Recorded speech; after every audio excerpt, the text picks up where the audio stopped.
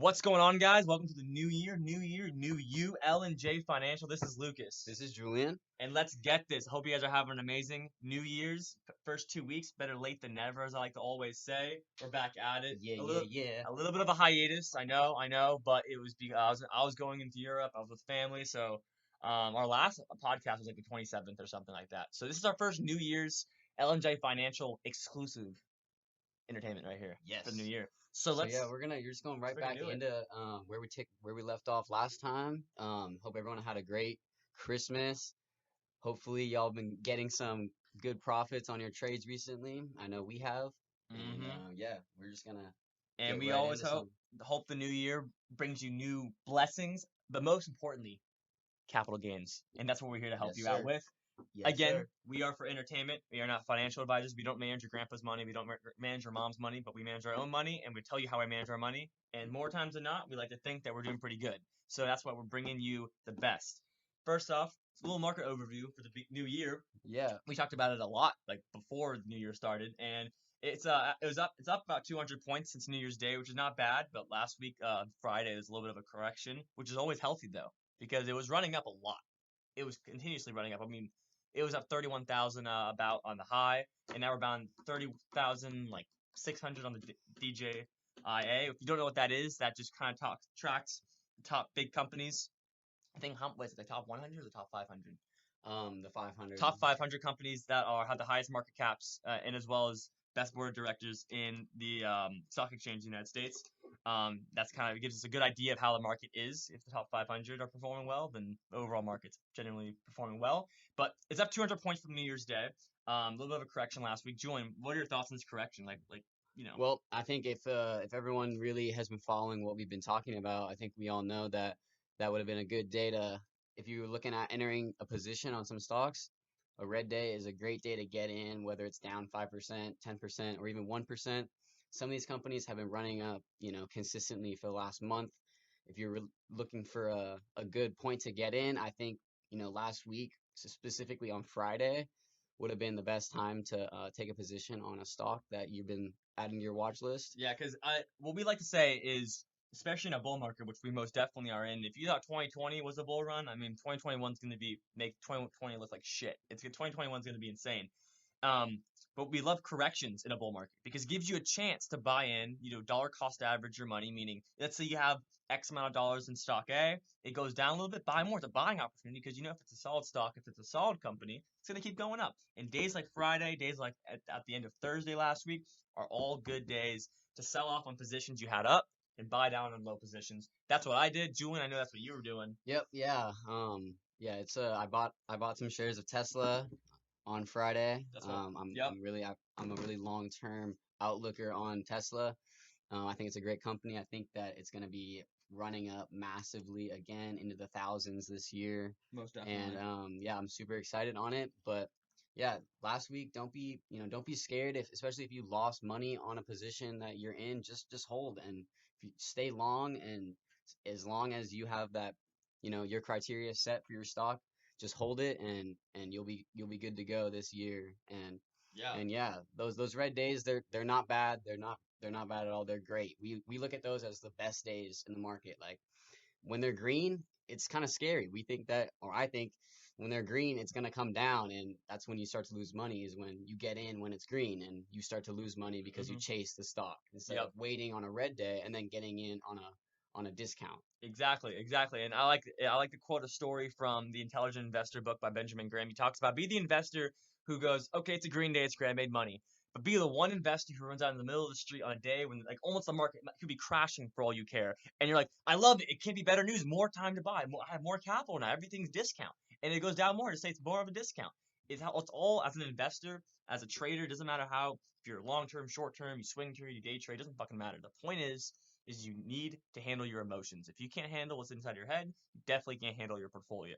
And viewing these days as down it's not a down day. It's a day of correction. It's a day of buying. And that's what you got to take it into it. But speaking of buying, stay to the end of the podcast. We're going to give you our top 2 picks heading in the next week, so stay tuned for the rest of the podcast. But we got some awesome topics to be covering right now. So, Julian, let's get into it. First things first, you hear about New Year's resolutions. We talk about goal setting, whatever. As an investor, as a trader, you need to be setting goals for yourself every week, every month, every year. And I like to say, for me personally, me and Julian both have different techniques in approaching goal setting as an investor and as a trader. So Julian's gonna talk about what really works for him and maybe what might work for you. I'm gonna talk about what I kind of do, and we'll kind of talk about what we have in common. But what I like to do is I like to look at where do I want to be in a year from today. So I started on January like 3rd, or I said in December and January 3rd, 2022. Where do I want to be? Now Hmm. I could break it up into months, and the months are a lot more achievable. So if you achieve that month goal, do that 12 times, you're where you want to be by the end of the year. And that works for anything, trying to get a better body. Most importantly, it's doing it as an investor. It works just as much. Julian, what's some tips for people that want to, set goals as an investor, Yeah, whatever? so this year I set a goal for myself personally to achieve um, or at least most of the week, a 1% profit gain every day in my trading portfolio. That's honestly is a really hard goal to keep, and it's something that I'm gonna need to work toward, and it's not gonna happen, every day. But that's something that a 1% profit gain every day is one of my goals going into this year.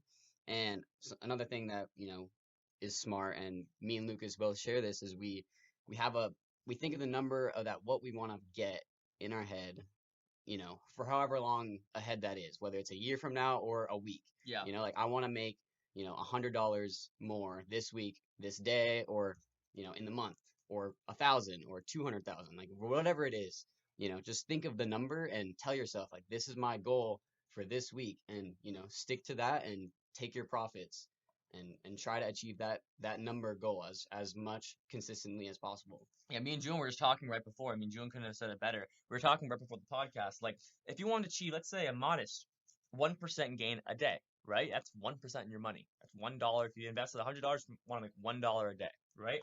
Think of it this way: in 365 days, you're up about 300% on your money. 300%. You tripled your money in the market just because you had a modest goal of 1%. Now, if you want to go, I want to be 5% in the week, whatever it may be, you're going to be up a significant amount. Most definitely more than 2x your money. So setting modest goals is fine, especially for new investors. But this podcast today, we're bringing you a lot of good stuff, especially if you're a newer investor, because a lot of our listeners are newer investors into the market, just as we were about a year and a half ago, 2 years ago. We want to give you guys as much content for you guys to develop yourself and to kind of skip, kind of avoid some of the potholes me and Julian went through, because we went through some potholes. Yeah. We still go through them. You're gonna still fail, but we want to maybe avoid those a little bit, help you avoid them as much as you can, so you can have the best track to your investing future. But yeah, identifying goals as an investor and as a person is huge. Really, it aligns. Like I like to say, your investing technique says a lot about who you are as a person. And it all starts with your mindset and how you have on investing, and your goals, what you have in your life, need to be just as parallel as they are when you're as an investor and as a trader in the stock market. And it involves a stomach. Me and Julian talked about stomaching volatility in the market. Like, for example, if you're super agitated person, right? If something sets you off really easily, being down 15% in one day, you're gonna be pretty pissed off. And you can't do anything about it. But what you can do is view it as opportunity. That's what we talk about. Yeah. Um, but anything else you want to add on to adding goals Yeah, as an and I mean, investor? I just think that in general, like having something written down or, set in stone in your head, or a number specifically, will make you, twice as likely to achieve whatever that is, So really, when you really want something and when you really want to achieve a profit number, whatever it is, really have that in your head and really make that a priority of yours to achieve. And more likely than not, you will achieve it, if you, rather than just having it in the back of your head, like, I kind of want 10%, I kind of want $100. Like, you got to really want it and tell yourself like, this is my goal for today or this week, and do whatever it takes to achieve that, and you will. And that's how we do it, and it's been working for us. And we're just sharing our techniques, and it's a small thing, but it could really improve your trading in the long run. 100%. I mean, in the beginning, when I first put in, I put in $150. That was the first amount of money I put into the stock market. I said, I just want to be up this week. If I can be up, like it could be 10 cents, a dollar, $2, $5. If I Hmm. can be up this week, I would be really happy myself. And that's how it all starts. Is once you put the money in and you're up, you see the green. I mean, I can't tell you the better feeling of immediately making money, or immediately losing money, whatever it may be. But it's telling yourself, hey, I just want to make this kind of X amount of money this week. I just want to make 1% this week. It's a modest 1%. It's no big deal in that because it all starts small. And I like to say, have the most outlandish goal. Say you want to make X amount of money. You want like $1 million this year. You want to make 200K. You want to make 10K. Doesn't matter what it is. The more outlandish, the better, because then you're gonna be chasing to reach it, and you'll come kind of close. Even if you come kind of close to it, you're satisfied yourself. So I say push the boundary as far as you can. If you aim short, you're not missing completely. You're landing somewhere up there, and that's what you should do with everything in your life. But And write it down, yeah, and and make write and down. get a notebook, get a trading notebook, and get a calendar, and write down your goals literally with a pen, and that just do it for a month and just see how if it changes anything. And I guarantee you it will. If you have these goals set when you start to trade, you will see a significant increase in your consistency. I definitely agree with that. And I gotta say, learn from your failures. I mean, you hear about that all the time, but really look at the fail. Like if you let's say you made a trade, and let's say you were down and you continue to be down. Let's say your patience tested off and you sold out when you were below water on money, right? You didn't make the gain. You didn't make the money back. Um, that happens, but there's a reason why it happened, and you need to ask yourself: was it a timing problem? Was I too aggressive? Did I not think this through? Did I just buy blindly? Because I like to say, don't buy blindly, especially when we recommend stocks on here. Don't You don't need to keep following through with it. I mean, we give you recommendations. We give you recommendations because it's what works for us. But do your own research. Do your own due diligence as an investor. And that should be one of your goals. If everyone has a goal this year that we can all share as an L&J financial community, it's do your due diligence and do your research on every stock. Doesn't matter what the fuck you do. But that kind of covers goals for my end. Julian, what do you Yeah. think? No, I think that covers it on mine. I think if you really just if you take one thing away right now from this little segment is start writing down your trading goals, Hmm. have a number that you want clearly in your head that you're thinking about, and just watch what happens. And stare at it every single night and fall asleep with it under your pillow like a tooth fairy, waiting for the gains to fall into your Yeah, hands. nothing else, only Nothing else. that. Only that. Don't even think. Don't eat. Don't sleep. Don't even. If you have a girlfriend or boyfriend, fuck them. I'm just kidding. I'm kidding. No. But seriously though, write your goals down and see it and tell it to yourself. And I guarantee you, you will see change as an investor, and you'll see change in your pocket. So, yeah, let's moving on to next. That kind of rolls right into it, and it's for those newer investors, goal setting. But it all starts. Where do you find the money to start investing? That's the biggest question. People, I don't have the money. I don't have the change. I don't have the time. This is the common just misconception. Not misconceptions. I'd say excuses as someone that doesn't want to get into the market or they're scared. Um, but where do you find the money to start investing? Julian, how did you like start your money? Like, where do you find your So money and I stuff? mean, I had money. I didn't have a lot of money, but I had $100 to lose if I wanted, to in the market, and that's what I think anyone should start out with. But if you genuinely don't have a single dollar to do this with or to lose, I would first honestly just get a job and save $100, and then from there you can start. But honestly, like if you don't have any money, Hmm. you got to find a way to get $100 somehow. Get a job if you're 18. Like you can sell some things in your house. I'm trying to think anything, Lucas. If they don't have any Yeah, money, any ideas if, to get if they like a have hundred if they dollars? don't have any money, I like to say this. First things first, you gotta just get a job. Start working What if at a it? pizza Yes, parlor, yeah. delivering pizzas, Uber, Lyft. If your car is eligible to Uber drive, Eats, like Postmates, is a great Postmates, job too. It's yeah, super easy. Like anyone can do it if they're Instacart, 18. all those are self-employment opportunities for you just to get. Let's say you have another job, but you're very paycheck to paycheck. Let's say the bills you make, the exact amount you make every single week on that job is going to your phone bill, car insurance, gas, whatever. Because I totally feel that happens. That's all of us, right? Pick up a side hustle and say, I want to make this much money in the side hustle to put in my investing account, and then that's when I'll stop this, or I'll work the side hustle once or twice a week, and all the money I make on that side hustle will be going towards my investment account. Now, I was fortunate. I'm an aggressive saver. I'm telling you. They say, the younger you are, the less you have to save to put away for retirement.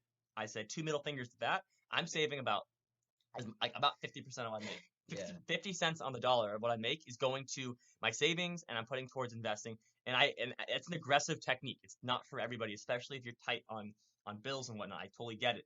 But I recommend, for example, let's say there's something you really like. Um, you know, let's say it's 150 bucks, 200 bucks. Tell yourself, instead of getting this for me, I'm gonna invest in myself because the best investment you can make is in yourself. I always tell you that. Knowledge, books, whatever it may be. Also putting money towards the stock market. But I recommend. We are not sponsored anybody by them, but Mint Mobile, terrific. I use them all the time. I have all my accounts set up on them. And what Mint does is it allows you to set goals for yourself and it allows you to say, I want to save this much money at this time. It tells you how much you have to budget and how much you have to save and put away. So I recommend on Mint, on some sort of savings app, whatever it may be, whatever you like, or in your head, if you want to do it on, Post-it or whatever it may be, say, I want 150, $200 put away $10, $50 a month, whatever your timeline is. That's where you get the money.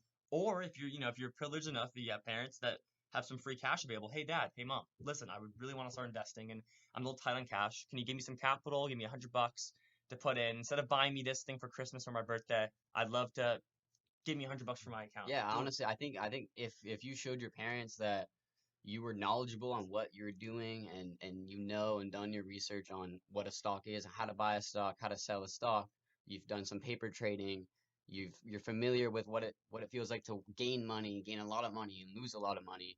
Um, I think if you show that to your parents, they would be willing, at least I think if they had the money to, and if you, offer to pay them back, give Yeah. you that $100 up front if you really didn't have any money. But, like I said, like, unless you're really trying to take the trading as a career, as a income source, you really want to have a job and use the Mm-hmm. money and put some money from your paycheck aside as to grow, to put in your portfolio, to just grow that on the side along with your main job and what you want to do, Exactly, you because it, know? it, it it compounds over time. Exactly what Julian says. You keep putting money in and you keep investing the dollar cost average. I mean, you buy a stock, goes down, you buy it, goes up.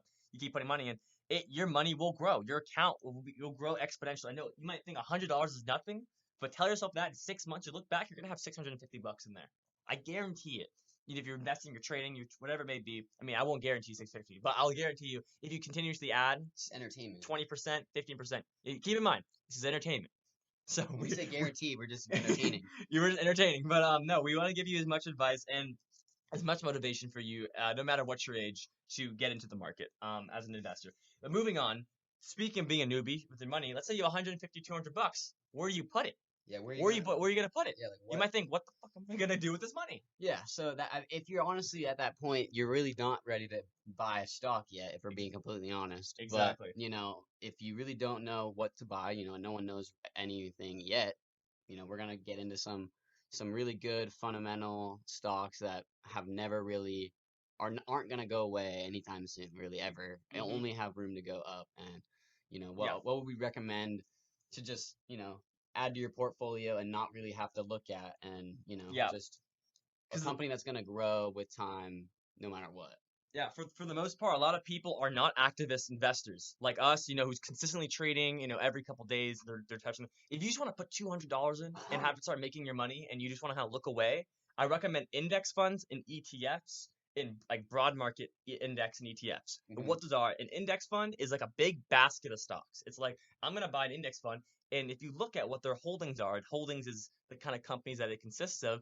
It can be 100, it can be 10 companies in a certain sector. It can be in industrial, it can be in shipping, it could be in technology. So instead of like, oh, I don't know if I should buy an Apple stock, don't worry about it. Buy a big tech, a Dow Jones, a Russell ETF, whatever it may be, in or index fund, excuse me. Because you're buying a lot of companies. You're buying a Exactly. big diversified group of companies Think if you that put $100 in and grow. your hundred and $1 goes to one company each, and that's how it goes. And your risk is significantly lowered, and I'd say your return is also potentially lowered, but it over time it's almost I'd say nothing's guaranteed, but I'd say your earnings will be pretty consistent with it. So that's what I recommend for anyone who doesn't know where to put money in a certain equity in the beginning. ETFs or exchange traded funds, usually they're a little bit more expensive, but you can buy into them, and it's a manager or a company, um, or management company or capital management company invests in a variety of companies and securities. But you buy into the ETF. It's called an exchange traded fund, and you put money in. It's almost as if you have your own personal investor, but they're not really personal. But they manage a whole bunch, millions of billions of dollars, every single day, every year. So buying an ETF and indexes are like buying into big basket stocks, buying into variety, which And will they're lower very your safe, risk. and they're just very safe. They're safe low investments. volatility. Like on down days, they won't go down more than a couple percent, Yeah, because they have so many companies tracked in their data and on the ETF. And I'd say it goes with any investment. It goes with your portfolio. The broader your investments, the more industries you're in, the less risk you're in, and the less money you'll get hit by. The less bill you have to pay, so to speak, on a day that's down. But also your returns are a little bit more limited because on an up day, that's like, you know, things are percent there, up a percent there, might be down a percent on another company when you're investing.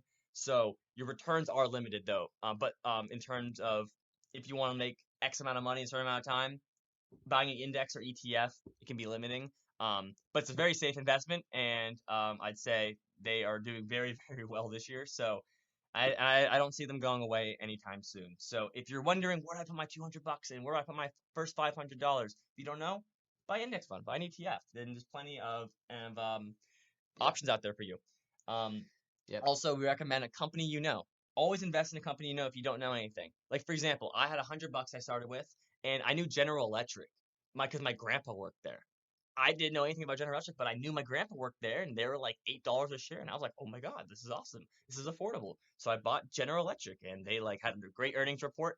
I didn't know what that meant at the time, but I was up like 5% the next day, and I was like, oh my gosh, that's when I got hooked on the stock market. So yeah, Yeah, and that's what we're saying. Like even starting out, like just using your paper account if you don't have any money, and practice buying the companies that you know, and look them up and figure out the tickers, and create a watch list of all the companies that you know and that you've been to, like stores and clothing brands and shoes and anything that that you're familiar with, that you like. You can add them, see how they do, and then you get a feel for it. But um yeah, index funds, ETFs, and companies that those are the companies that you really want to if you're really new and you're just barely kind of starting out, buy those companies and you'll start to really get a feel for how the stock market moves with them. exactly. So as promised, you Top two the stocks. top two stocks of this week, what you guys are waiting for at the very end. I'm happy for all listeners that listened all the way through. This is the best part of it because we're giving you the holy grail of two stocks this next week. We're gonna give you the green The, profit. the green profit, the instant candlestick through the roof immediately. This is the two stocks. I'm Nah, they don't playing. always have to, but it's what we think. We're not always right, but we always like to tell you what we're thinking, and just give you what we've done our research on. So Exactly. So the Julian, let them know. yeah, Give us our so first stock this week. my stock that I'm gonna be looking at this week, pretty close. I've been watching it for a while now. It was an SPAC that merged a month ago, I think, and they had a sell off, and the company is Tattooed Chef, and it's TTCF. Hmm.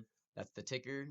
It's a plant-based food company. So basically, they're kind of getting into that Beyond Meat, um, plant-based Which is meat, a good company. Beyond Meat is a yeah, good like company as well. vegan type crust, cauliflower crust, plant-based protein. They're kind of tapping into that industry right now, and they had a sell-off right after merger, which is what I expected. And we all should know that by now, that mergers have sell-offs after they change the ticker. But right now, they had a bottom, and they're on a really consistent path to the 35 $40 range right now, and I think it's a buy. So Tattooed Chef is what I'm looking at. It's a plant-based food company. I know it's very popular right now. It's going to become a huge industry pretty soon.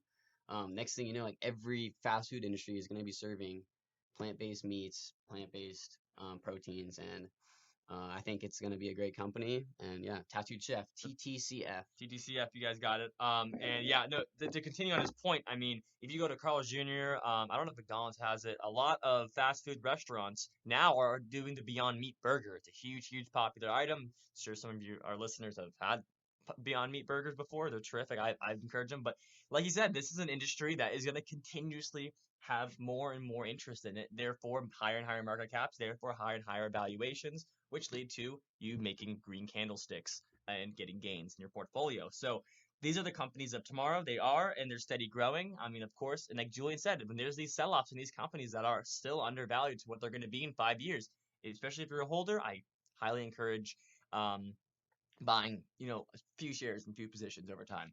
But yeah, That was Yep. a TTCF. TTCF, Tattooed TTCF. Chef. Now, this is my pick of the week. It's called Harmonic. It's HLIT. I'll say it one more time. HLIT. They're trading at $7.89. They have a market cap of $775 million.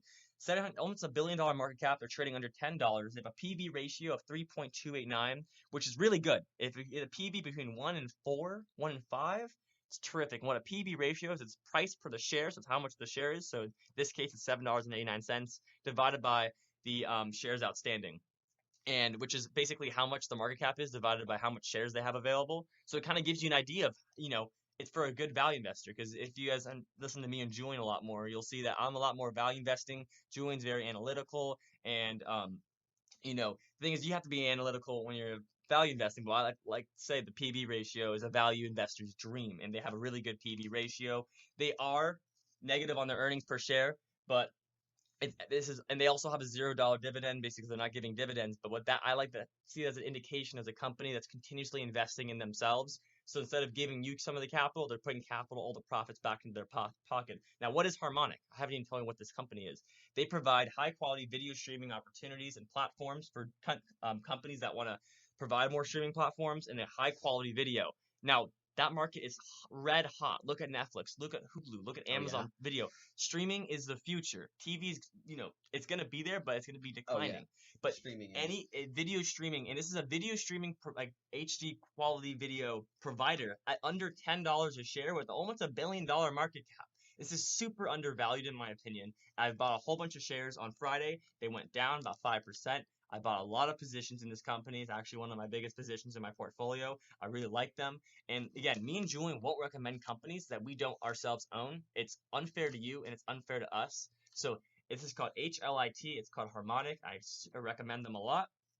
But like I said, the future is in streaming. And I was talking to a mentor of mine named Greg Reed. His name is Mr. Reed. He's a huge part of the Napoleon Hill Foundation. He told me the future in Hollywood is in the distribution. And streaming provides different distribution methods, and Harmonic does just that. So, again, HLIT and TTCF is our recommendations going into next week.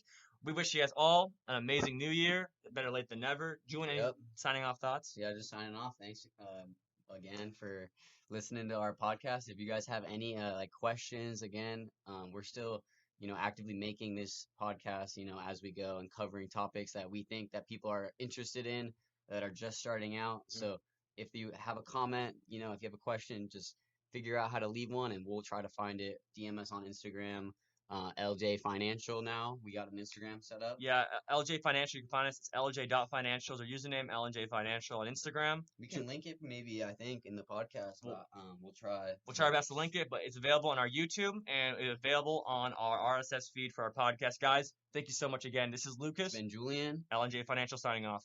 Peace.